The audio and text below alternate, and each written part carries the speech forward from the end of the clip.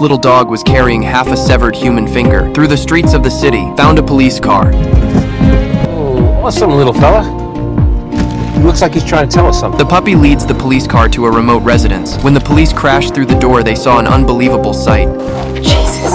There were dozens of dogs in cages, and a boy in rags. He was the owner of the severed finger, and the shooters were his father and brother. It turns out this is an extremely twisted family. The father is violent by nature and fights dogs for a living. In order to make the dogs more ferocious during the fights, he would deliberately starve them to provoke them. The oldest son was just like him, but the youngest was different, because all the love and tenderness he knew came from the dogs, so he always fed them secretly. And every time he did, he got a beating from his father. Defeat the dogs! How often? Once he was caught again by his brother while feeding the dogs. The elder brother turned his head and complained to his father at the dinner table full of malice. No, that's a lie. I swear, cross my heart, swear to die. Seeing his youngest son so disobedient, the father's anger built up in his chest. Now you love dogs, huh? Yes. Please, not at the table. More than you love your own family. I do.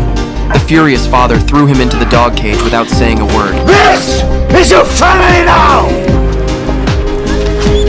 And the weak mother just hid behind the door in silence. Soon after, Mom brought him many cans of food to hide secretly. Then she apologized to him through the cage and abandoned him forever. The boy has lived with dogs ever since. He accidentally found a small hole in the grocery room in the corner of the kennel. Inside were many magazines that his mom had hidden away. This little treasure became his school. He lived like this in the dog kennel for 3 years, and only a single thin blanket on snowy days. But he was content. That spring, a litter of puppies was born. He was taking care of them when his brother discovered the secret.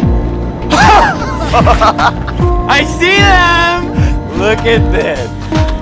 No. Oh. No, Richie. Great. Wait and see what Dad's gonna do to your puppies when he finds out. He'll make dog food out of them. Richie, please.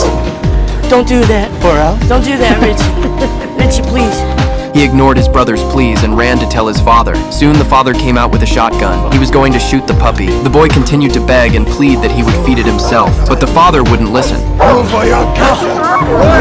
The boy's pleas turned to anger. He barked like a dog at these two so-called family members. The bullet broke one of his fingers. It bounced off the wall and into his spine. The father then realized he had gotten into trouble in his rage. He wanted to go into the dog's cage to check it out, but was dissuaded by his brother. He told his father to go back inside and he would take care of it, but when he was confronted by his brother, who had fallen to the ground, he angrily rebuked him for acting like an animal. He threw his brother a handkerchief and prayed and left. The dogs were left whimpering anxiously. The boy silently dressed the wound, put the broken finger into a plastic bag. Then with difficulty he crawled to the corner and took out a magazine, pointed to the police car on it, and said to one of the puppies,